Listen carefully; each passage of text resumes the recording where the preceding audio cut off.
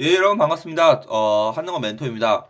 자, 이번 영상은 실학자들 관련돼서 이제 영상을 정리해 보았는데 정말로 한능검 위주로 자, 중요한 게 뭔지, 자주 나온 게 뭔지를 이제 짚어드리도록 하겠습니다. 먼저 조선의 실학자들. 이 조선의 실학자들 나오면 시기를 언제 잡아야 돼요? 당연히 조선 후기로 잡아야죠. 그리고 이 조선 실학자들은 총 두 개로 나눠집니다. 바로 중농학파, 즉 농업을 중시했던 학파와 중상학파, 상업, 즉 상업적으로 이제 무역 같은 거나 이런 거를 이제 중시한 학파 이렇게 나눠지게 되는데 먼저 중노학파를 보겠습니다. 자, 세 명만 아시면 돼요. 다산의 정약용, 그리고 반개의 유영원, 성호이. 근데 여기서 가장 중요한 건 뭐냐면 당연히 정약용입니다. 이 정약용이 조선 실학자 이렇게 문제가 나오면 조선 실학자 문제는 매 한 번씩은 거의 나온다고 보시면 돼요. 한 8, 90% 확률로 나온다. 한 문제가. 예, 이렇게 보시면 되는데 자, 그 중에서 이제 가장 많이 나온 인물 중 하나가 바로 정약용입니다. 정약용은 이제 먼저 그 책들을 보면 뭐 경세유표, 목민심서, 마가해통 이런 걸 썼는데 이제 무엇을 주장했는지가 되게 중요해요. 정약용은 여전론이라는 걸 주장했어요. 여전론. 자, 공동 소유 경작 그리고 노동력에 따른 분배를 하자 이거예요. 즉 땅을 공동 소유하자. 누가 다 많이 갖고 있는 게 아니라 공동으로 소유해 가지고 그거를 이제 다 같이 경작을 하고 다 같이 농사를 짓고 그리고 이제 노동력에 따라서 다 똑같이 나누지 말고 노동력에 따라서 이제 분배를 하자. 이런 주장을 했고 그리고 무엇보다 정약용이 유명한 게 뭐예요? 바로 화성을 건축할 때 거중기를 사용했다는 거. 그리고 이제 배다리 같은 이런 되게 많은 그러니까 한마디로 얘기하면 중농학파인데도 불구하고 되게 과학자인 면모도 많이 보인 즉 발명자 이런 면모를 많이 보인 사람이 정약용입니다. 그 다음 이제 유영원인데요. 유영원은 여러분 좀 많이 모르실 수 있어요. 이 유영원 같은 경우는 최근 이제 보면 그렇게 자주 나온 건 아니에요. 예, 자주 나온 건 아닌데 근데 이제 한번 나왔으니까 딱 한 번 나왔거든요 최근에. 예, 최근이라면 한 2년 3년을 얘기하는 건데 예, 그 최근 기출 그 10회분에서 정약용이 이제 두 번인가 세 번 정도 나왔고 유영원 딱 한 번 나왔는데 그래도 나왔으니까 한번 봅시다. 대표적인 최근 단계수로 이거 하나인데 자 균전론이에요. 균전론은 뭐냐면 신문에 따른 토지 차등 분배예요. 양반, 중인 그리고 뭐 일반 평민 신분에 따른 토지 차등 분배. 근데 유형은 되게 특이한 게 뭐냐면 자 양반 문벌이라든가 가거제, 노비제를 비판했어요. 예, 이런 게 있고 근데 뭐 이거 크게 유용한 거는 크게 뭐 좀 뭐랄까 자세하게 파고들 필요는 없어요.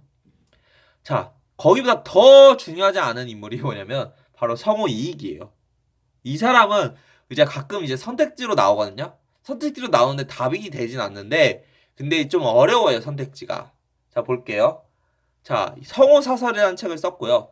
그리고 이제 한전론이라는 걸 주장했는데 이 영업전 한전론이 뭐냐면 영업전을 지급했어요. 이 영업전은 사고 팔 수가 없는 거예요. 그 외, 즉 영업전이라는 토지라는 그 영업전 그 외의 토지는 사고 파는 게 가능했는데 이 영업전은 사고 파는 걸 못하게 하자. 즉 무조건 사람은 아무리 가난해도 이 영업전이라는 땅이 있는 거예요. 그쵸?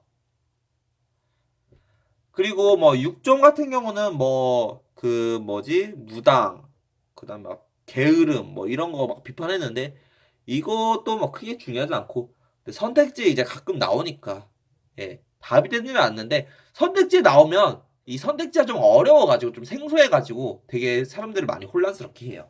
그걸 주의하시라는 거예요. 아시겠죠? 자 중상하파를 살펴봅시다. 중상하파는 총 4명이 있는데요. 그 중에서 이제 여러분 가장 많이 나오는 게 홍대영이에요. 이 담원 홍대영. 이 홍대영은요, 진짜로 실학자 문제가 나오면 제일 많이 나온다고 생각하시면 돼요. 이 홍대영이 누구냐? 이 홍대영은 수학자인 동시에 그러니까 실학자인 동시에 수학자예요. 먼저 봅시다. 의선문답이란 책, 담엄서, 이마경론, 그리고 지전설과 무한 우주론을 주장했어요. 즉 지전설, 무한 우주론 이런 걸 주장해가지고 그 전까지만 해도 조선 사람들 입장은 좀 배운 사람들 입장은 중국이 최고다. 중국이 천하다. 중국이 천하의 중심이다. 중국 외에는 다 이제 그 중국보다 더 멀리 나가면 뭐 그냥 낭떠러지거나 아니면 그냥 캄캄한 어둠이다. 약간 이런 사상이었거든요. 근데 이제 홍대영의 이 지전설과 무한 우주론을 통해서 중국도 결국에는 이 넓은 세상에, 넓은 지구에 그냥 하나일 뿐이다. 이런 걸. 그래서 그 당시에는 좀 미친놈 소리를 들었죠. 이게 당연한 건데 그 당시에는 이 미친놈 소리를 당연히 들었죠. 웃기고 있네. 뭐 그러니까 약간 그런 거예요. 지구가 둥글다고 웃기고 있네. 약간 이런. 자, 그리고 놀고 먹는 선비들아 생산활동해라. 즉 선비들도 이제 놀고 먹지 말고 니들도 이제 생산활동을 해라. 이거예요. 상업을 중요했던 학파잖아요. 근데 원래 상업은요, 되게 진짜로 그 양반들이 보기에 정말 천하디 천한 활동이었어요. 예. 하지만 이제 이 중상업파들은 상업을 중시하면서 홍대원 뭐예요? 놀고 먹는 선비들아 생산활동을 해라. 이런 입장. 자, 연안 박전은 이것도 연안 박전도 정말 홍대영과 비교해서 잘 나옵니다. 이 둘이 잘 나와요. 자, 열알기. 청나라를 갔다 온 기행문이라고 보시면 돼요, 여러분. 열알기가. 그리고 그 유명한 양반전, 뭐 그리고 호질, 그리고 허생전 이런 책들 다들 뭐 이야기를 많이 들어보셨겠고 아니면 옛날에 뭐 만화책으로도 많이 보셨을 텐데 이런 소설을 쓴 사람이 바로 연안 박지원입니다.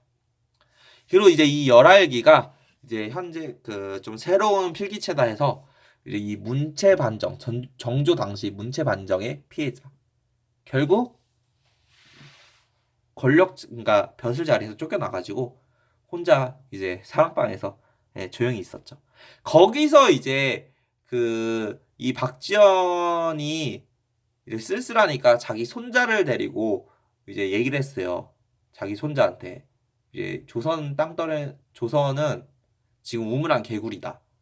좀 더 멀리 바라봐야 되고 지금 빨리 지금 그 세계적인 문명을 받아들여야 된다. 그래서 이런 사상을 영향을 되게 많이 받은 사람이 누구냐면 박규수거든요, 여러분. 즉 맞아요. 박지원이 자기 방에 그 데리고 자기의 사상을 얘기한 사람 얘기를 해준 그 손자 그걸 손자한테 전달을 해줬는데 그 박지원의 손자가 바로 박규수예요. 그리고 이제 박제가를 보시면 박제가는 서울 출신이고요. 그리고 여러분 정조 때 규장각이라는 걸 세웠잖아요. 그 규장각의 검서관으로 중용이 됩니다. 그리고 북학이라는 책을 지었고 이 박제가는 특이한 게 자, 전략보다는 소비를 하자. 소비는 우물이다. 즉 우물이기 때문에 쓰지 않으면 결국 우물은 말라버린다. 즉 소비도 하지 않으면 말라버린다. 즉 절약한다고 해서 이 돈이 모이고 뭐 이런 건 아니다. 부자가 되는 길은 아니다. 소비를 해야 부자가 되고 부국이 되는 거다. 자, 이런 걸 주장한 사람이에요. 그리고 마지막 유서는 진짜 안 중요한데 제가 왜 넣어놨냐면 가끔 보면 이것도 한능검 그 문제에 유서원이 답이 되진 않는데 유서원 인물이 따로 나오진 않는데 답이 되진 않는데 선택지가 꼭 나와요. 보면 선택지 그대로 따왔습니다. 산업공상의 직업적 평등 및 전문화를 강조하였다. 이거예요. 예. 답이 되진 않는데 혹시라도 여러분들이 문제를 풀다가 이것도 이제 당연히 체크를 하실 때 누구지? 를 할 때 유서원이라는 사람입니다. 중상업화 중에 한 명이었어요.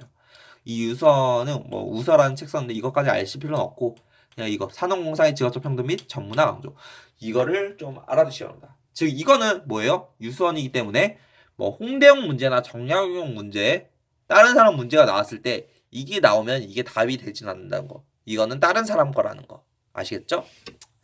예, 실학자 해보았습니다, 여러분. 총 보시면 뭐, 자, 이거 한 줄 뭐 제외하면 일단 나오는 거 정약용, 유영원, 홍대용, 박지원, 박재가 총 5명이에요. 답이 되는.